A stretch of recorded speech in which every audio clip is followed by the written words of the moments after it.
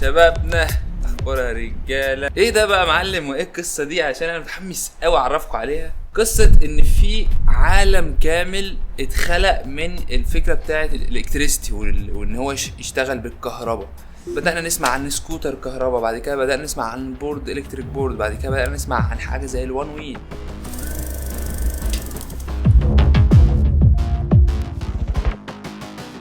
اللي هي كانت وما زالت طبعا جامده، انا بحبها جدا يعني. مع مرور الوقت اكتشفت ان في عالم كامل طالع لسه وصاعد، وهو عالم الاي يو سي. قد يبان ان هو مثلا اسم جامعه من اللي هي الجامعات الغاليه قوي بتاعت ولاد الناس دي، بس اي يو سي دي اختصار لالكتريك يونيسايكل. بس يعني كنت ببص له كده اللي هو اموه اتفضل والله، لحد ما المنتج ده بالتحديد نزل. فلسه ما ركبتهاش ولا ثانيه، لسه ما شفتهاش ولا مره، مش قادر اصدق ازاي اصلا. بس يلا مش مشكله عشان نجرب مع بعض، بس مش قادر اقعد القعده دي مع كل الصعوبات اللي واجهتها عشان ادخل الاختراع ده هنا، الا ان كان لازم بصراحه. انت متخيل ان الشيء ده هو كده اهو بيمشي بسرعه 50 كيلو في الساعه؟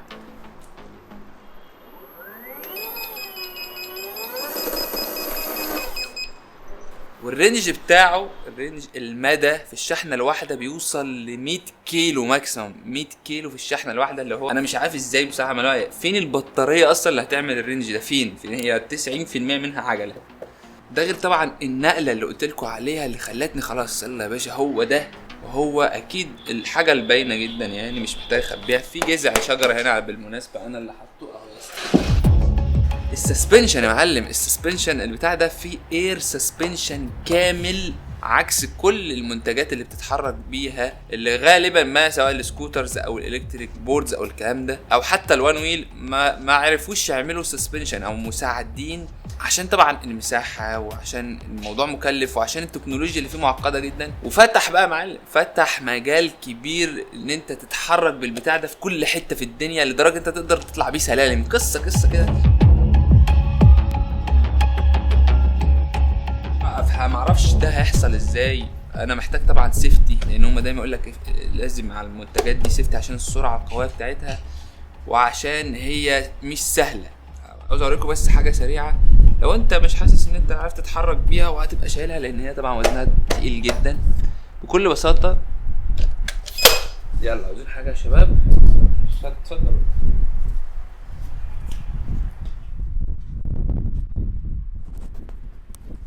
طبعا الايد شياكه وكل حاجه وجامد ويلا بينا، بس لا ما ينفعش نستعجل خالص في اي حاجه في البروسيس اللي هنعملها دي. ليه؟ لان على قد ما شكلها شرير وجامد وكل حاجه، على قد ما هي خطر. سرعات عاليه ومواتير وحاجه جديده عليها لسه، ما محتاج اخد وقت فيها جدا. ورحت جبت شويه بقى سيفتي، لان برضو الناس اللي بتجربها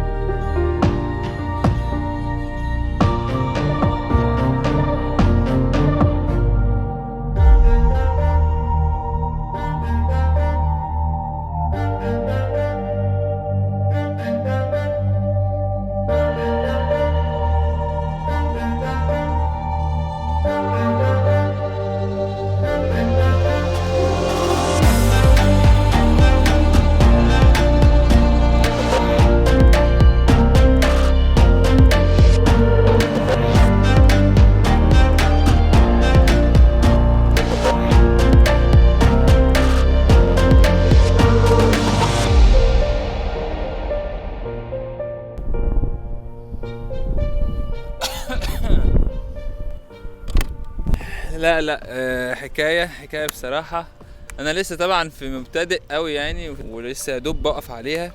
بس هي بص، هي القصه ان ايه، هي طبعا فيها سيلف بالانس، بتوزن نفسها عادي خالص. ومجرد ما انت تطلع عليها هي بيبقى فيها هي وزن نفسها اصلا.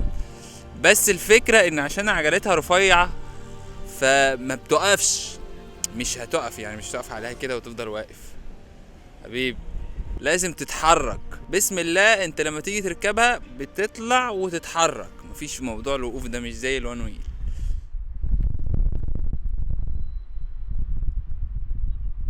بتتحرك ازاي بقى؟ هي القصه كلها في سنسور بيقفش ان انت عاوز تتحرك لقدام بميلان، عامل زي جايروسكوب كده لما تقلب موبايلك.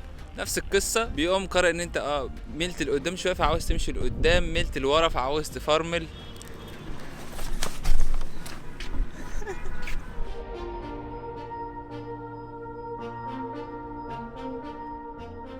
وهي على فكره لحد دلوقتي في سرعات معينه كده تروح مفرمل عندها، عشان تقولك لا بس خلي بالك انت لسه في الاول. حتى هم عاملين رينج معين من الميلات، كذا كيلو مثلا، لو انت تخطيت العدد ده من الكيلوات ساعتها تبقى نفتح لك باقي السرعه. يعني هم ملمتين السرعه دي من كل بقى الهيصه اللي انا عاملها دي، واصلا بتمشي 17 كيلو باين.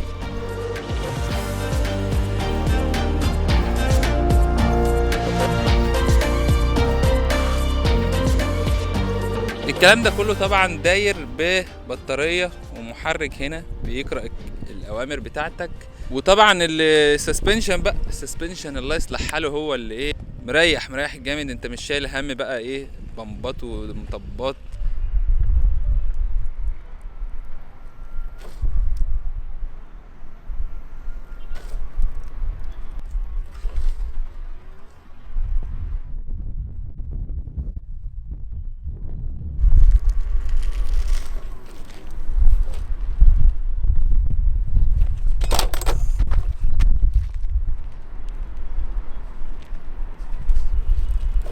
اصلا موضوع غريب، انت لما تاخد مطب وفي سسبنشن بتبقى مش عارف تعمل ايه، يعني اتفادى المطب ولا ما اتفاداهوش ولا اعمل ايه.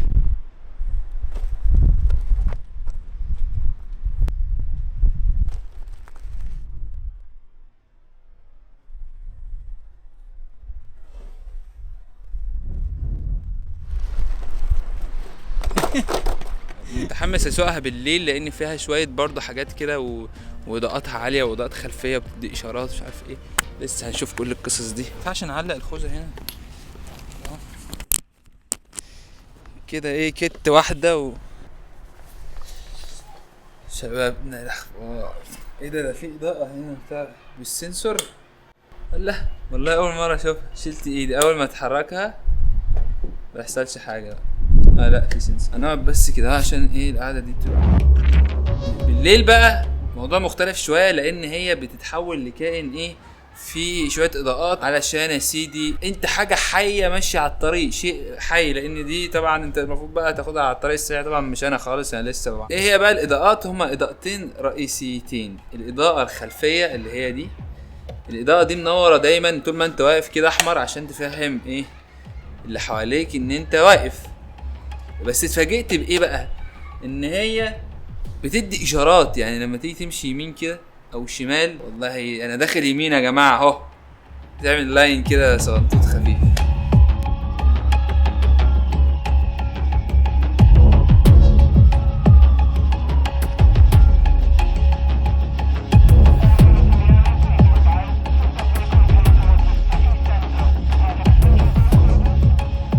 الاضاءه التانية بقى سيدي وهي الاضاءه الاماميه. اكيد الاضاءه الاماميه بقى دي بسنسور، وانس ان هي اتحركت المفروض ان هي بتشتغل.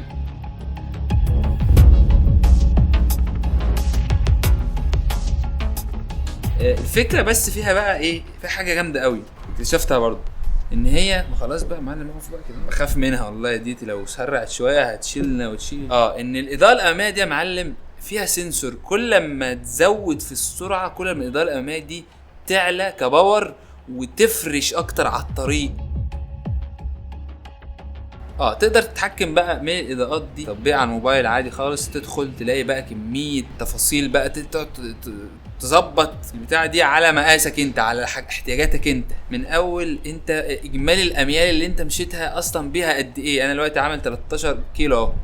فاكرين بقى حوار ان انا لازم اخطي الى 10 كيلو عشان تفتح لي السرعات؟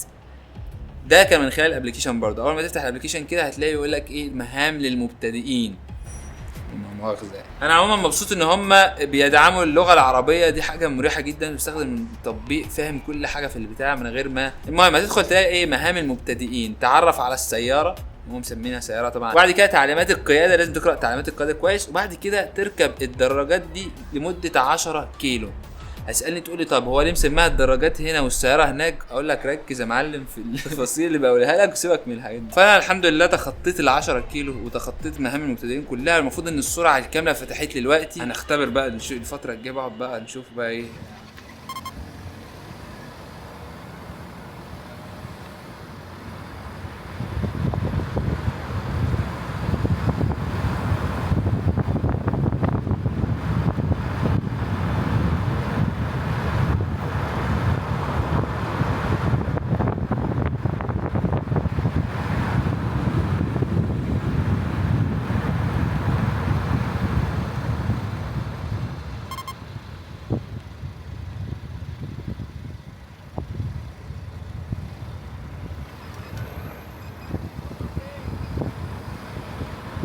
المهم تقدر تتحكم في الاضاءات عادي خالص من الابلكيشن، تشغلها كده.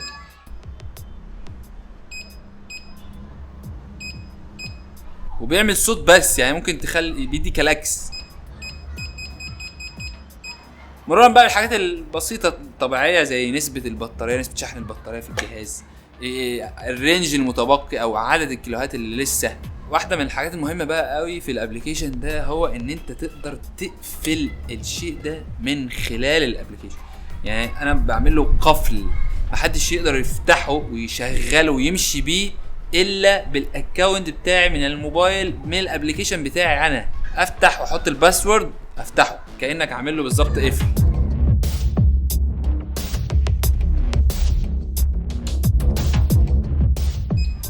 طيب ده ايه بقى؟ هتنفجر. نقوم بقى نلحق. لا ده يا سيدي علشان هي كده قفلت. بص ما عادش فيها بالانس. ليه؟ علشان هي فيها بتقفل اوتوماتيك لما تسيبها شويه كده. انا هفتحها تاني اهو كده بقى فيها بالانس عادي. لما تسيبها شويه دي حاجه برضو انا حاسس ان هي مريحه نفسيا. يعني انت مش شاغل بالك بحوار البطاريه بقى. انا نسيت احطها لحد نص ساعه تقوم عطاك الانذار ده إيه وتقوم قافله خالص من بالك.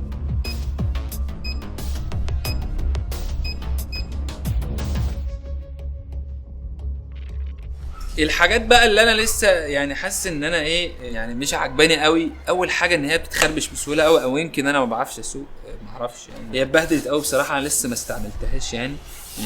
تاني حاجه موضوع الميه، هم كاتبين في البتاع بتاعهم ان انت ما تمشيش بيها والدنيا بتشتي مثلا او حاجه، مع ان الناس اللي على يوتيوب بتقول عادي.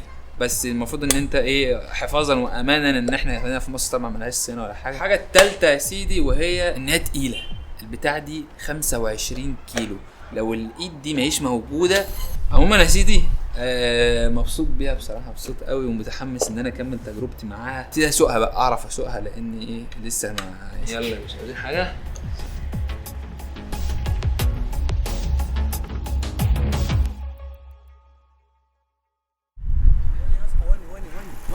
وني يا عم وني. هد بالراحه ما بعرفش اقعد القعده دي كتير. ركبي عندي مشكله في ركبتي. وانا صغير وقعت وقع، وانا كنت بلعب في الملعب بتاع كفر سعد البلد، وقعت وقع على رجلي. ما احكيش القصه يعني.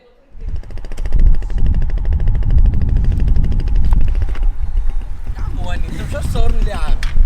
الراجل صورك يا عم اهو. لا ما صورت. وانا بلعب يا سيدي بقى في هربان من الورشه، وقمت جاي ايه رايح الملعب لاعب خماسي مع الشباب. قامت العيال شافتني داخل على منطقه الجزاء، قاموا جايبين رجلي.